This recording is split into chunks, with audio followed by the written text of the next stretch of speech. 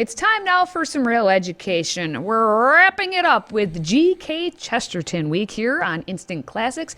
Gilbert Keith Chesterton. If you didn't know by now, he was an English philosopher, a theologian, an art critic, and a preeminent Christian apologist. He was born all the way back in 1874, and he described himself as an Orthodox Christian, and he eventually converted to Catholicism. Now, in many ways, Chesterton's way of thinking was an extension of such Victorian writers as Matthew Arnold, John Henry Newman, and John Ruskin. And his greatest works were Orthodoxy and The Eternal Man.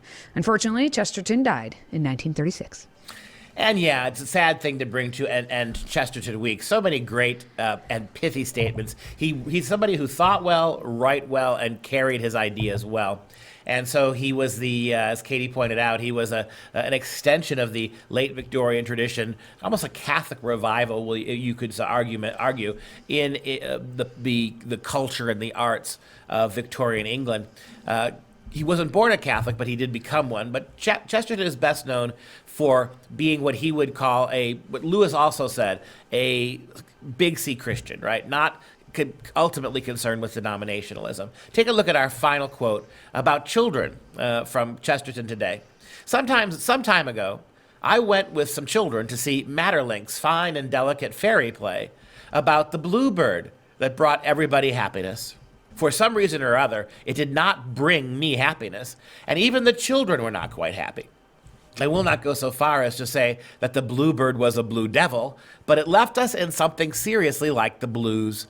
The children were partly dissatisfied with it because it did not end with a day of judgment, because it was never revealed that to the hero and heroine that the dog had been faithful and the cat faithless.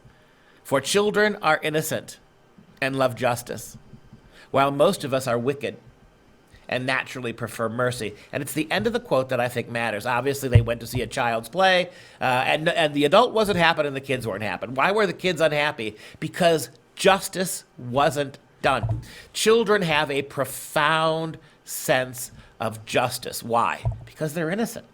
They are innocent in themselves. And as innocents, what they want is just treatment. But we, who are older and have drunk deep from the cup of sin and recognize our own sin and weakness, we don't want justice. Because we know if we were adults to get justice, that justice would be hell, probably. We want instead mercy.